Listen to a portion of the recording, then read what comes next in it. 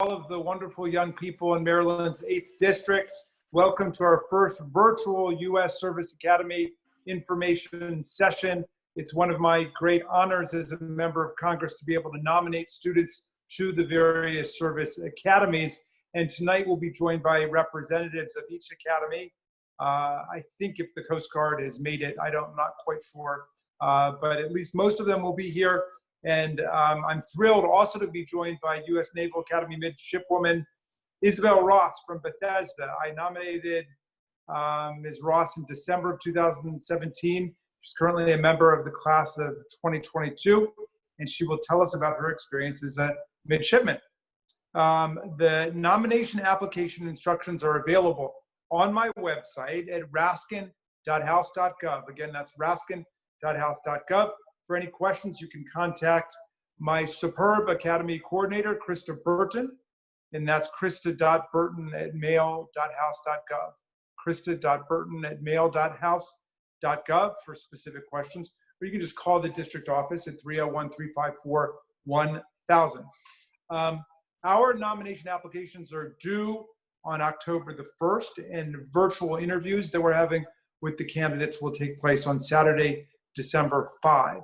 And all decisions will be announced by the end of December 2020. So with that, I'm going to introduce our various distinguished guests. We'll let each of them speak for a couple minutes to talk about their academy. And let me just give you a little bit about the background. And our first guest is Dr. Felisa Lewis from the U.S. Military Academy. She's a retired lieutenant colonel, a 1990 graduate of West Point. She retired from the Army in 2016 after 26 years of active duty service. She was commissioned as a military intelligence officer, and her key assignments have included platoon leader, company commander, assistant professor of international relations in the Department of Social Studies at West Point. She went to med school in 2001, completed her dermatology residency at Walter Reed in 2009. She's a practicing dermatologist and currently works again in public service at the FDA. So Dr. Lewis, welcome, and the floor is yours. Just be sure to unmute. Thank you. Thank you, Congressman Raskin. So my name is Sally Lewis. As Congressman Raskin said, I am a graduate of West Point, and I am a member of the Field Force in Maryland. The Field Force our purpose is to be a liaison between cadet candidates and the admissions office. So in this time of crisis and a lot of upheaval, there is a lot of uncertainty in the world. But there is definitely one thing that keeps going on, and that is the military. So in July, our day continued as normal, spread out, of course, in smaller groups, and it was accomplished in good fashion. So if there's a better time to be, or a safer place to be right now, it's one of the service academies. For the seniors who are out there who are interested, I would encourage you to go to the website right away. The website address is westpoint.edu. And you can go there and fill out a file. You should try to do that as soon as possible. For those of you who are juniors, now is a good time to just learn about West Point and all the other service academies. Unfortunately, visits are not possible at this time, but there are virtual tours. If you want more information, you can always contact me. My email address is Felisa, F-E-L-I-S-A .Lewis, L-E-W-I-S @verizon.net. Good luck, and I look forward to working with you. Thanks. Dr. Lewis, that was so wonderful. Thank you very much for joining us and for your wonderful and concise comments. All right, we go now to Lieutenant Jake Conkey from the U.S. Air Force Academy, the class of 2020. Originally from San Diego, California, he was recruited to the Air Force Academy to play football. He played all 4 years, starting during his junior and senior years.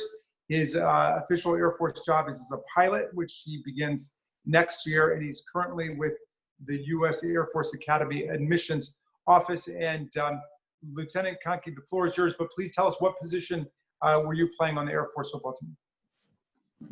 Hey, sir. Thank you so much. Yeah, so I was actually the kicker. I was the team's kicker for my senior year. Crazy experience with that. We got to play big schools like Boulder and, Boise State. So that was a crazy experience. Nothing, won't forget it. But anyway, just thank you so much. You scored some field goals, I assume. Yes, sir. I had a pretty decent season. Didn't miss a kick. So, definitely something I'm pretty proud of. Great. Yeah. All right. But just to tell you a little bit about myself. So I'm Second Lieutenant Jay Conkey. I'm from San Diego, California. And like what was just said, I was a recruited athlete for football. So my admissions process and getting nominations and stuff like that was a little bit different than normal. I'm currently an admissions advisor for Northern Virginia and most of Maryland, if not all of Maryland. So we can get in contact with myself if there's any questions and you're in my district. And I'm also a pilot trainee. So sometime next year, I should be entering UPT, which is undergraduate pilot training, which I'm very excited for. But for now, I'm an admissions advisor. So my job is to help students, get into the academy. And I'll talk about why the Air Force Academy is a little bit different than the other service academies. So one thing to note also is that even though we're all top schools, we all kind of specialize in slightly different things, even though most of us are pretty STEM-based. For example, the Air Force Academy has state-of-the-art wind tunnels. We actually have a Falcon satellite program where students get hands-on with satellites and prepare for a launch, which is amazing. And moving on to athletics, we have a lot of great opportunities with clubs. So if you're a high school athlete and you weren't recruited and you still have a passion for, let's say, volleyball, basketball, football, stuff like that, there's a lot of opportunity there to become part of a team and make some friends and meet some people.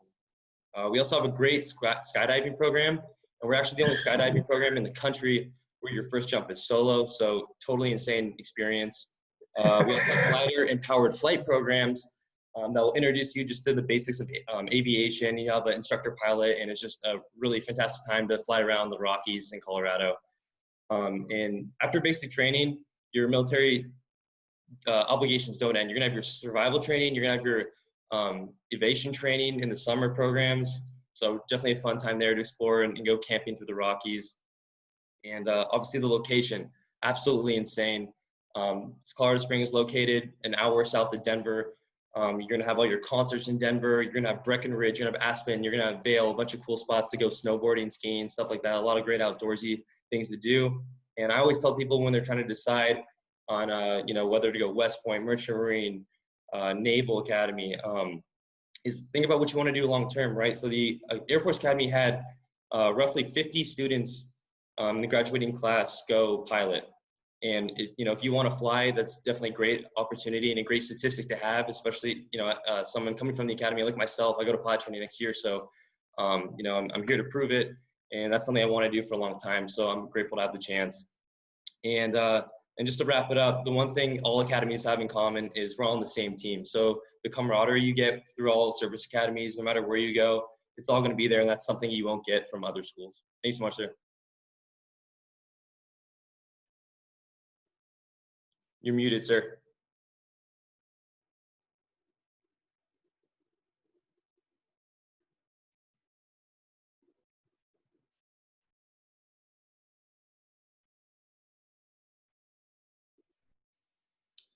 There, we've got your picture up. Thank you, Lieutenant Conkey. You've got your slogan, Lieutenant Conkey doesn't miss a kick. So thrilled to have your presentation. Thank you very much. Has Lieutenant Ferreira arrived from the Coast Guard or not yet? It looks like she's not there. Okay, we will go now next to Annapolis, the U.S.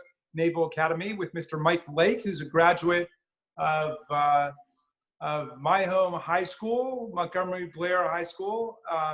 He graduated in 1971. He was appointed to the Naval Academy class of 1975. He was designated a U.S. Naval Academy Information Officer, a Blue and Gold Officer in 1997.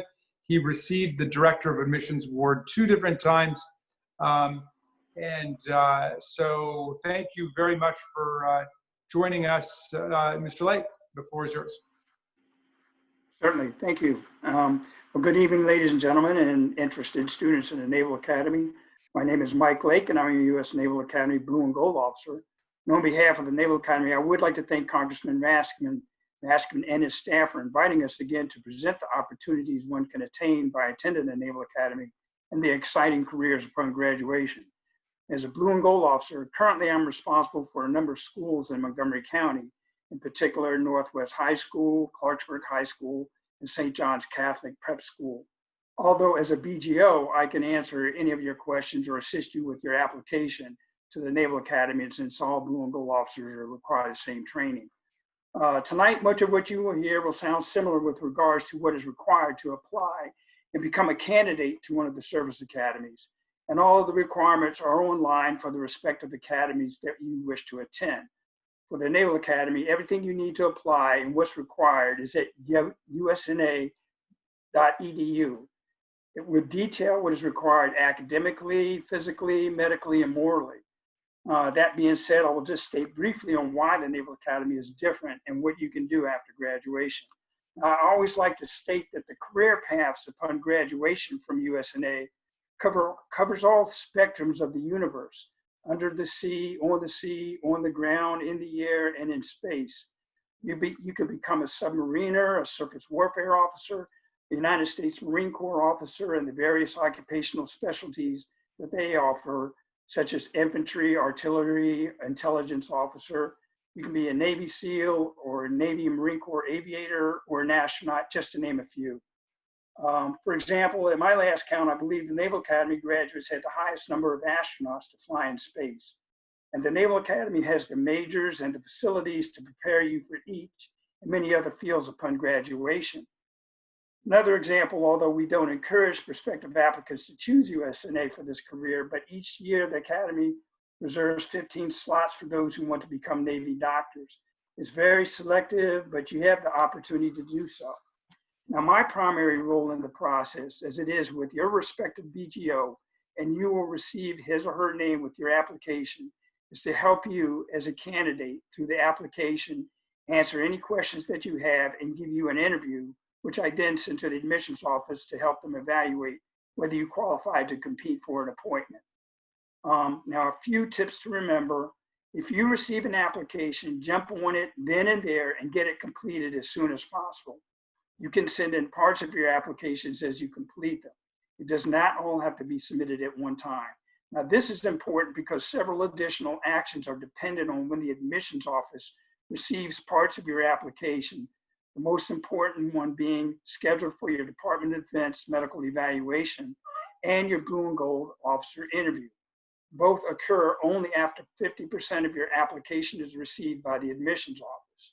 Second, if you have your application while in school is in session, request from your math and English teachers from your junior year to have them submit their required recommendations, as well as an official transcript from your school's counselor's office. And third, schedule your required candidate fitness assessment, or CFA, with either your coach or physical education teacher as soon as you can. If you have applied for the Naval Academy Summer Seminar Program in your junior year, and those details can be found on the Naval Academy website, and you have been accepted that program, the CFA will be administered there. Now, I'll end here just to allow time for the questions at the end of the presentation period that you may have of me or Midshipman Ross about the application process, the Naval Academy, or the Navy or Marine Corps career. Thank you. Awesome. Thank you very much, Mr. Lake, for your fine presentation. And we are joined also by Mr. Taylor Craig, who will speak about the U.S. Merchant Marine Academy. He's a photojournalist and former Asia editor for National Geographic. He's the father of Lieutenant John Taylor Craig, U.S. Navy, and also U.S. Merchant Marine Academy, class of 2014, a Navy aviator. And he has presented at my Academy Information Night many times before. So welcome back, Mr. Gregg, and the floor is yours. I would have to say it's an honor to speak with the now famous congressman from this district, who's achieved new highs of reputation as a prosecutor. I'm not sure if that was ever official, but he's quite good. In any case, we could play an anthem. We could play Anchors Away with the band. I thought about that, and then I thought, oh, that'd be a little too corny. And then we could play the Army song, or we could play the Air Force song. Because if you go to Kings Point, one of the ways that we're different is you can graduate with a commission in any of the services and go on to flight school as you wish. It's really a story of my son. He applied, well, he had no intention of driving a ship. He said he wasn't interested in driving a ship. What he wanted to do was drive an airplane. And he even had the plane that he wanted. So anyway, he applied to the Naval Academy. We would be the first to say you could get a good education in any of these academies. And we help, for instance, as an admissions officer, field rep, we help students apply to any academy. We're not, of course we push Merchant Marine Academy.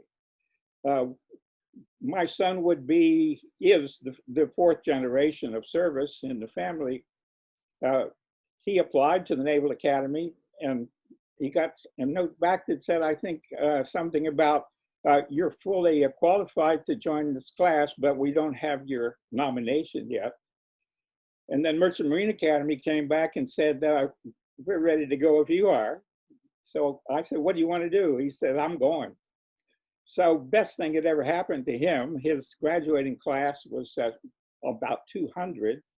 We're the smallest of the service academies, the regiment being about 900 and something. We're just shortly smaller than the Coast Guard, which is right across the bay. By the way, I graduated from Bethesda Chevy Chase High School, which was the main rival of Montgomery Blair. I didn't know we had that connection. But anyway, to go on with the story, he did well. He enjoyed it, had a great time. A difference for Merchant Marine Academy is that you get your BS degree in 3 years, not 4.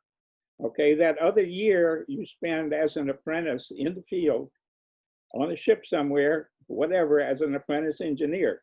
No other academy has that feature. In addition, fortunately, unfortunately, the lowest paying job you can get with an academy degree from any academy is to go in the military.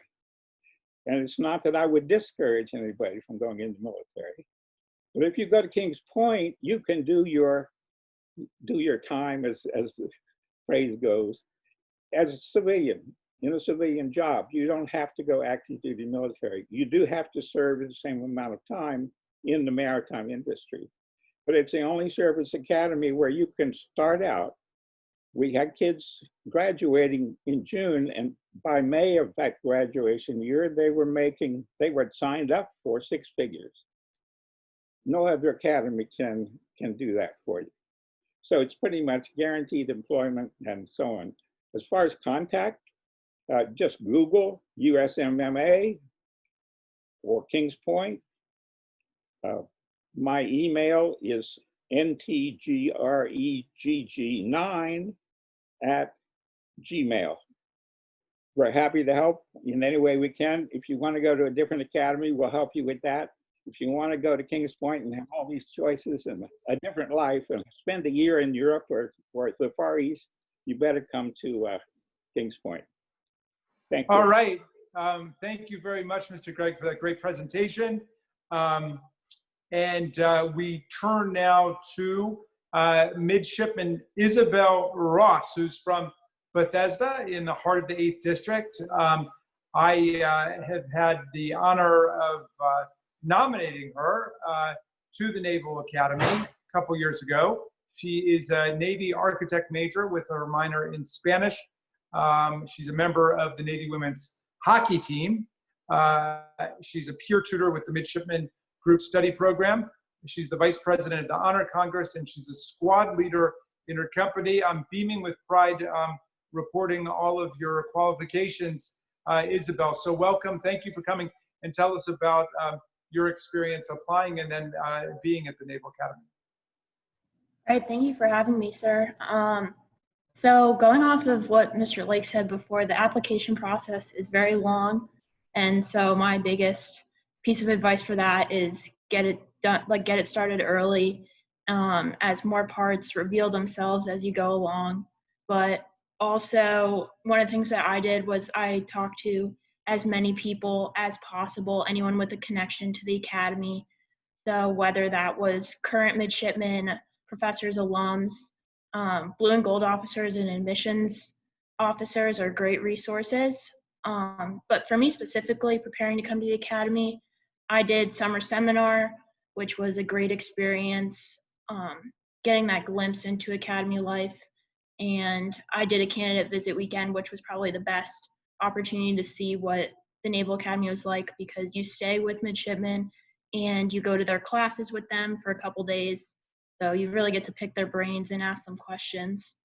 But my experience so far, I've had a very positive experience at the Naval Academy. It's definitely a physically and mentally challenging environment, but I've been fortunate to participate in various extracurricular activities and events within my company and my major.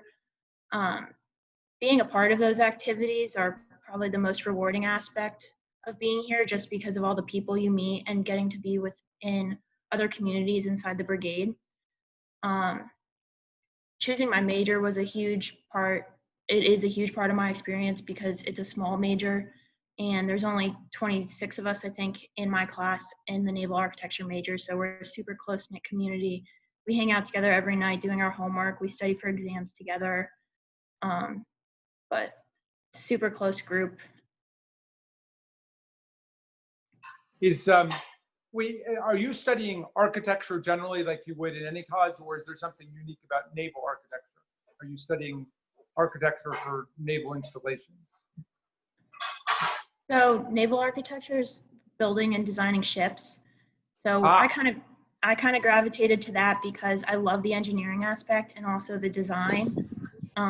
I grew up sailing in Annapolis, which was one of the reasons why I wanted to come to the academy, because it was super familiar and I love boats. So the opportunities are great, and we know all of our professors on a personal level. They know us on a personal level, and it's really great to form those mentorship relationships with them who are experts in the field. Fantastic. And well, before we conclude, are you reachable, or is there a way to reach other students there in the event that applicants want to get in touch? Yes, so my email is m225610@usna.edu. So I'll say it again, it's m225610@usna.edu. And you can also reach out to the admissions office, and you can find all of their contact information on the Naval Academy website on the admissions page, which is usna.edu/admissions. Fantastic. All right, great. Well, in fact, maybe what we'll do is make sure, Krista, that we put everybody's contact information up on the site if they're up for it, if it's okay. We appreciate so much everybody's excellent presentations. We hope we have piqued your curiosity and begun to answer your questions. And you will also know how to reach Krista Burton and my staff in the event there are things that we can do with you. Again, the application is available at my website, which is just raskin.house.gov. Again, raskin.house.gov. Remember, those applications are due October 1, so get going on them early. Interviews with applicants will be on December the 5th. We wish everyone the best in this process and with all of your endeavors, academic and professional. And good luck. And again, thanks to our panelists for participating.